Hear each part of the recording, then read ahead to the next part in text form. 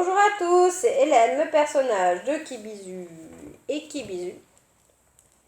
Alors dernièrement, j'avais proposé un sondage sur Facebook sur le thème du polyamour et notamment des remarques négatives lorsque les gens faisaient leur annonce à leur entourage ou à des personnes qu'ils avaient choisi ce mode de vie. Donc il y avait notamment mes témoignages comme suggestion, mais les autres pouvaient en ajouter et ils en avaient ajouté plein. Donc merci à tous d'avoir participé à ce truc, c'était très intéressant. Je pense que je vais faire un dessin à partir de ça parce que c'était passionnant franchement de lire toutes les réponses. Et il y avait une des remarques que j'ai déjà entendue moi aussi, ou que j'ai entendu d'autres gens en témoigner, qui était la notion d'engagement. Et donc il y avait une des remarques, c'était moi je cherche une vraie histoire, un vrai engagement. Et je me dis d'accord, un vrai engagement. Bon, bah tiens, ça veut dire quoi engagement? Comme j'avais cherché fidélité, exclusivité, etc., comment dire, privilège, etc., je me dis tiens, s'engager, ça veut dire quoi? Alors s'engager, c'est engager soi-même à l'intérieur de quelque chose. Et en fait, gage, ça veut dire deux choses. Ça veut dire le pari, donc c'est en fait parier sa personne dans quelque chose.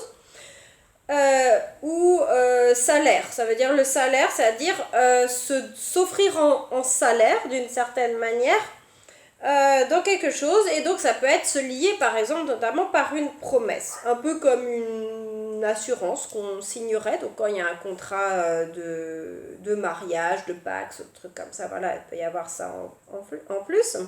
On dit bien aussi s'engager dans l'armée, hein, donc c'est pas forcément les engagements, ça peut être dans plein de domaines, ou s'engager dans un projet, par exemple professionnel, des choses comme ça, d'accord? Donc c'est faire le pari et à la fois s'offrir en salaire dans une forme de promesse.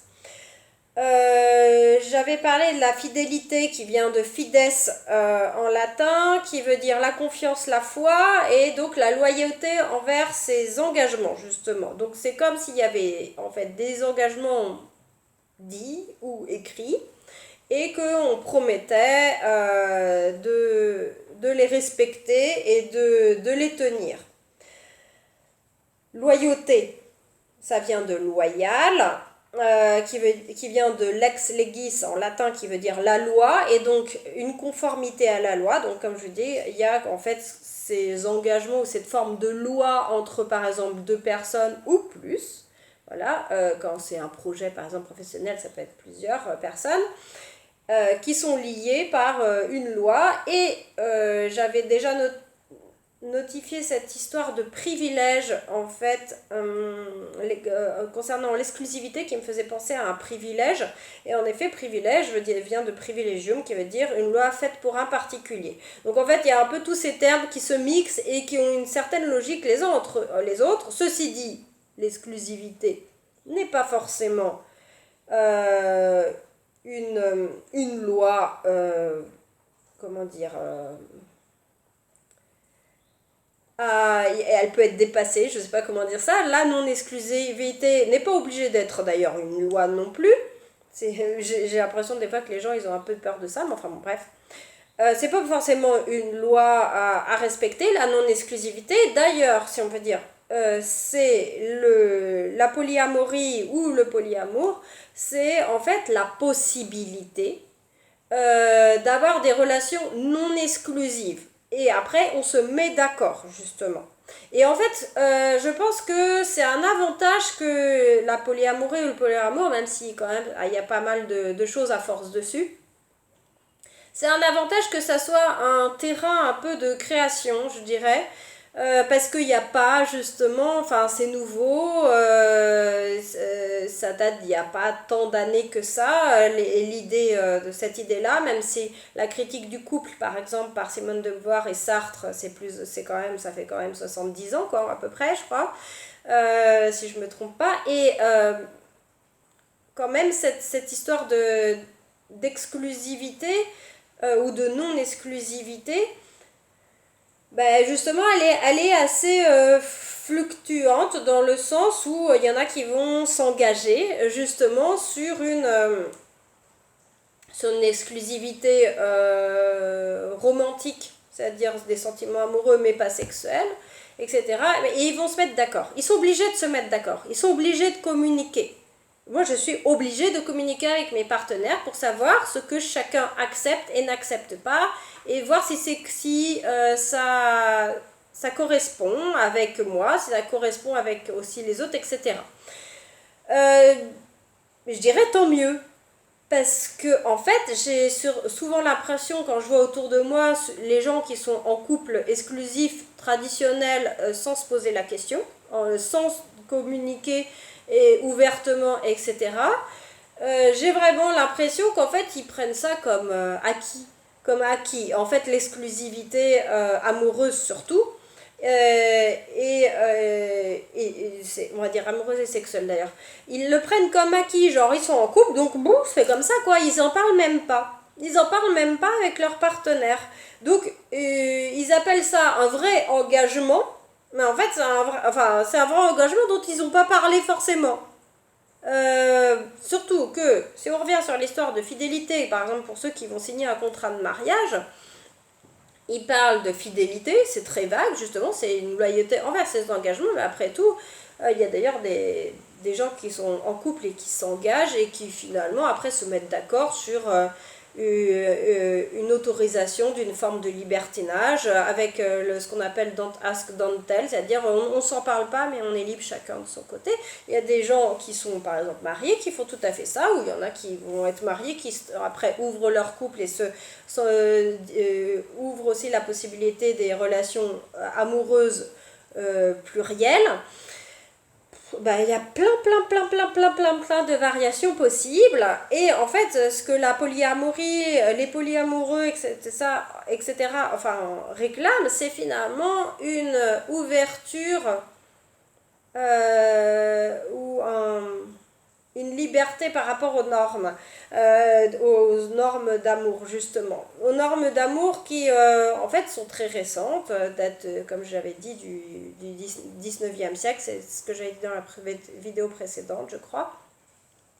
Donc un engagement, si l'engagement c'est au fait moi je veux une exclusivité, donc c'est-à-dire exclusivité, je rappelle, exclure tous les autres et juste avoir un partenaire ou une partenaire unique. Et l'autre dit oui, moi aussi je veux une exclusivité, ah ben d'accord, on est d'accord là-dessus, et puis ça bouge pas, ok ça bouge pas, etc. Blablabla. Bah là il n'y a pas de souci, les gens ils respectent à ce moment-là leur engagement. Alors après, j'ai déjà eu des témoignages de personnes qui me disaient que ils s'étaient retrouvés devant le fait accompli, qu'ils étaient tombés amoureux d'une deuxième personne et ils ne savaient plus quoi faire. Donc bon, là après, voilà, c'est pour montrer que finalement il y a bien plus de variations que ce qu'on pense. Mais bon, après, sur l'engagement, sur le thème de l'engagement, je rappelle que ça, c'est ce que j'ai dessiné à partir de témoignages et de questionnements que j'avais posés autour de moi à la suite de mon divorce. Et que les gens me disaient, ah ben l'autre c'est tout en un.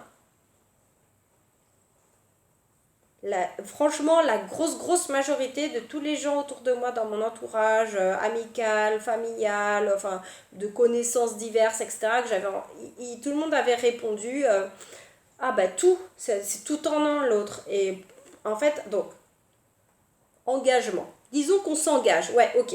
Alors s'engager sur par exemple signer un contrat pour acheter une voiture, une maison, je sais pas quoi, habiter ensemble, s'occuper de l'autre quand il va tomber malade, etc. S'engager sur l'éducation des enfants, bon il faut être pile poil sur comment on les éduque, être d'accord déjà sur ces choses-là, avant de faire les enfants d'ailleurs notamment. Être d'accord par exemple sur le nombre d'enfants aussi éventuellement à avoir, s'il y en a un qui en veut un et l'autre en veut trois, enfin c'est pas pareil, etc. S'engager sur des goûts, je sais pas, sur des passions communes, je sais pas, il y en a un qui aime aussi aller au cinéma, etc. Et bien il faudrait que ces goûts ne changent pas. Hein, je remonte mon schéma avec les petits curseurs, il faudrait que les curseurs ne bougent pas.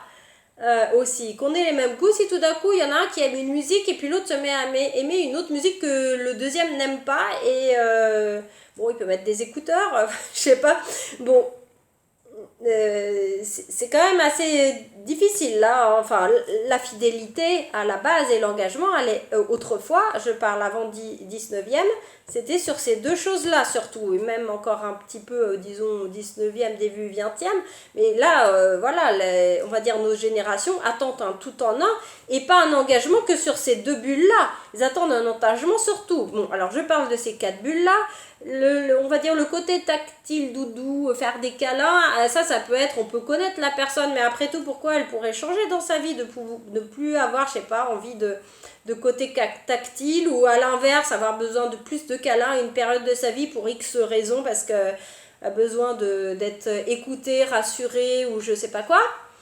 Mais après, les deux bulles là, celles qui sont les plus labiles, comment est-ce que quelqu'un peut m'expliquer comment on peut s'engager, promettre, aimer quelqu'un toute la vie?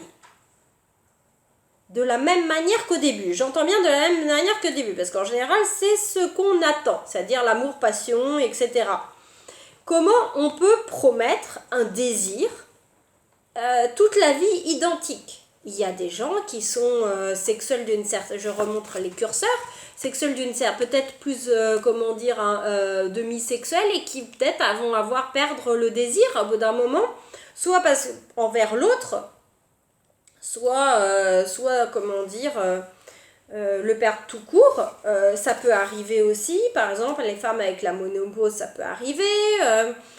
Ou alors, ça peut aussi arriver que en fait, la personne était asexuelle et puis elle était peut-être un peu plus sexuelle sur le coup du fait d'être amoureux dans l'amour-passion, et puis que la personne perd ce désir en fait là.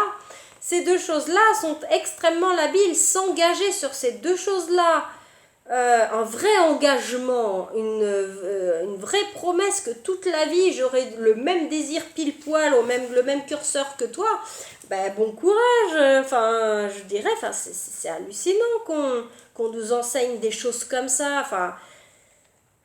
C'est ça le vrai couple, c'est ça le truc. Mais je dirais, soyez un petit peu plus flexible, parce que c'est pas possible. C'est pas possible, ou alors faut divorcer, oui, en effet. Et puis on change, on trouve quelqu'un d'autre, ou alors on change complètement et on dit ça suffit ces conneries. Et finalement, ça j'en parle avec d'autres personnes, des fois. Quand il y a un truc qui marche pas, on cherche d'autres solutions.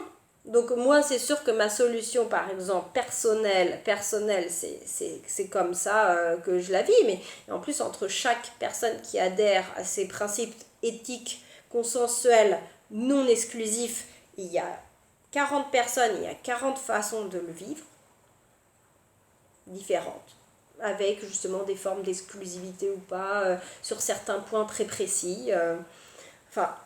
Tout est variable. Le 6 en 1, là, hyper cadré, hyper normé, avec la même chose toute la vie, c'est n'importe quoi. C'est franchement n'importe quoi. Et attendre...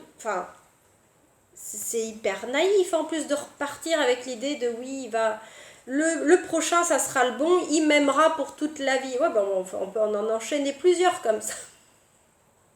Bon, voilà, donc l'engagement, franchement, je dirais sur quoi on s'engage. Et un vrai engagement, ça veut pas dire tout en un, ou si peut-être ça sera tout en un, mais seulement pour un temps. On peut pas forcer quelqu'un à être amoureux de nous toute la vie. Si l'amour disparaît, il disparaît. Ou s'il se change, s'il se mute en autre chose, en une forme de tendresse et d'amitié très forte. Je sais pas, il faut être un petit peu plus imaginatif que l'amour toute la vie, quoi. Voilà. Donc je pense que bravo aux polyamoureux divers qui avaient répondu à mon sondage. C'était très intéressant. Je vais faire un dessin, je pense, là-dessus, parce que ça m'avait vraiment intéressée. Et sur l'engagement, c'était ma petite contribution personnelle à ce que veut dire engagement d'un point de vue étymologique. Voilà. Donc les polyamoureux peuvent s'engager, bien sûr. Au revoir!